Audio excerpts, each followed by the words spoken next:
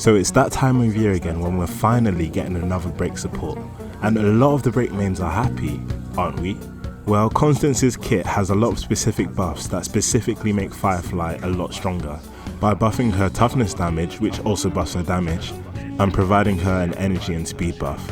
These fire specific buffs makes it so that our other break DPS don't benefit as much from Constance's release. So does this make Firefly the undisputed champion of break DPS? The short answer is no, but the long answer is yes but no. Let me explain. Since I'm a Boothill main, I'm going to be specifically comparing Boothill to Firefly. So the first point of discourse came from the fact that Firefly's single target toughness damage was increased to a level that surpasses Boothill's. But that's not always the case.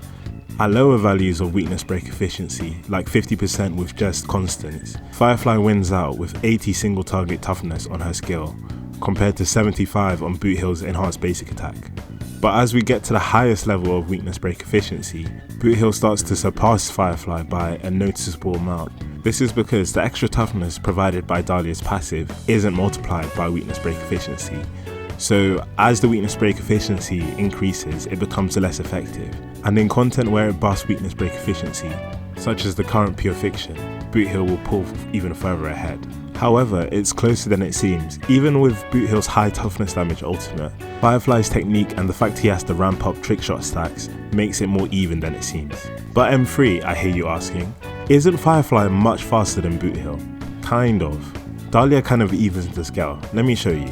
Quick shout out to Reddit user Tempest Starstorm for the Firefly speed breakpoints. Using the same assumptions that they used, you can see that Boothill actually benefits quite massively from Dahlia's speed boost. Without DDD, he's 1 turn behind Firefly at 3 turns, but while including 2 procs of dance, they have the same amount of turns at 4 turns.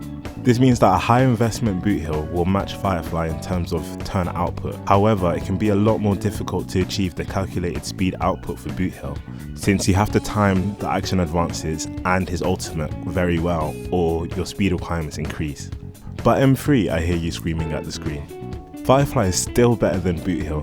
He has no AoE, no super rate scaling, prefers no sustain, he gets no bitches, and he has no more kids. And to that I say, we have to talk about Boothill's greatest strength, something that Firefly doesn't have. If you've been paying really close attention to the background footage, you might have noticed that I was clearing this apocalyptic shadow with Boothill Evernight and Boothill Fire Trailblazer. And this is possible thanks to Boothill's team flexibility. If we look at the roster available for Firefly to build a team, we can see that is relatively limited. Even Pella is a sneak, but I kept her in there for legacy reasons. This is because Firefly requires break focus supports to reach her full potential. And with the Dahlia's release, this problem's only going to get worse. Firefly and Dahlia are basically partners now. Like, if you don't run Dahlia with Firefly, you lose a lot of value.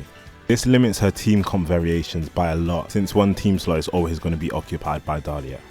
Boothill, on the other hand, has a lot more variation in his team compositions, since his best 4th slot option can change dramatically depending on the situation. Unlike Firefly, Boothill can make use of generic buffs and action advances, giving him a lot more viable options when it comes to team building. Just look at the Amphorius releases, quite a few of them actually help Boothill and form great teams with him, where Firefly received absolutely nothing for all of Amphorius. When Constance releases, Boothill will get significantly more teams instead of less teams. This is because Boothill isn't constrained to running her, and she can enable new combinations that we haven't managed to do before, like the Acheron double Nihility super break team with Fugue, Dahlia, Boothill, and Acheron. There are 3 main things that make him so flexible in terms of team building. The first one is his damage profile. If we compare to Firefly, her damage profile is so focused on break. Even her talents scale with break effect. This makes it difficult to replace break focus supports on her teams because you gain so much value from their buffs. Boothill, on the other hand, has a much more diverse damage profile, with a considerable portion of his damage coming from his DOT triggered by his physical weakness break. He also has reasonable talent scaling from the 210 crit value provided by his passive. This is why characters that provide generic buffs like Res Pen, Vulnerability and True Damage scale better with Boothill than they do with Firefly. The second reason he's so flexible is his pseudo-sustain capabilities. If you're an old-timey HSR player like me, you'll remember back in the day when people used to use Welt Sustain to clear content. This is because Welt's ultimate would delay enemies by 40%, However, with the addition of enemies with crowd control resistance, Sustainable ult died. The thing is, Boothill's ult does the same exact thing, it delays an enemy by 40%. However, it bypasses crowd control resistance and delays an enemy every single time. This allows Boothill to act as a pseudo-sustain in sustainless teams to allow his teammates to survive. Firefly also has some minor pseudo-sustain capabilities in her kit, with her heal and her 20% speed reduction on her light cone, but it's just not as effective as Boothill's taunt and his action value delay, especially since Firefly is tied to Dahlia, who doesn't have any action value delay in her kit, and you're most likely running Fugue with them, who only has 15% action value delay. This makes Firefly on average less survivable than Boothill in sustainless teams. In terms of jank, Boothill's energy generation, debuff application and DOT damage actually give him a lot of team options, whereas Firefly's HP consumption, healing and speed reduction hasn't really given her any new opportunities to get new teammates. So all of this to say that I think Firefly and Boothill are about the same in their capabilities, even after Constance's buffs. Firefly is likely to perform notably better in the upcoming content since it's designed for her. But as the content shifts away from Break, Boothill will gain favour since he'll branch out into other archetypes. And that's about it for my evaluation for the present day. But what about the future? Well, Firefly mains, you can end the video here. Boothill mains, come with me. To predict the future, we're gonna have to look into the past. Back when the HSR meta was first being formed, this was one of the best teams in the game. It might not seem that bad, but by the standards of 2025 going into 2026, there's a lot to be desired. We have to think about the fact that we have a 4-star Eye Specialist support as our only source of defensive shred in the team, and another 4-star break-oriented sustain who provided 0 offensive buffs. And most teams were built like this. You had your DPS, a dedicated support, and then the other 2 slots were whatever made sense. And this was the case until a certain team came out, which forever changed the meta of HSR. The Fart team. This was the first ever flagship team in HSR.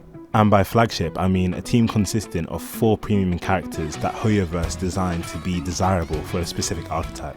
Or in other words, the shield teams, consisting of Facial, Aventurine, Robin and Topaz. And I don't want to see any comments saying that Topaz is a sneak, because back in the day the discourse around Topaz was actually very positive. People were saying that she's one of the best characters to get for a long-term investment into your account, calling her the Kafka follow-up and the best aged character and everything. This flagship team really changed how people approach team building in this game. Before, you would just get the best Harmony support, put them on your team and win, but now things were getting a lot more specific. Now if you wanted to play the new follow-up DPS, you had to pull for the dedicated follow-up support, the follow-up sustain and the follow-up sub DPS. Hoyo would then start applying this design philosophy to other teams to incentivize players to pull a full premium package. This team was the blueprint that eventually led to the modern day Remembrance flagship team. But this video is about Break and Break team, so what were they up to at this time? Hoyo wanted to make the next flagship team a Break team to solidify the archetype going into the 3.x meta. At this point in time, there were only 2 Break focused DPS, Firefly and Boothill, and both of them had quite decent teams. Firefly was considered to be the best Break DPS because of the enemy environment and the fact that people hadn't really learned how to play Boothill yet. It wasn't until the release of Sunday that Boothill was considered a niche side grade to Firefly, or an upgrade in certain scenarios like Apocalyptic Shadow.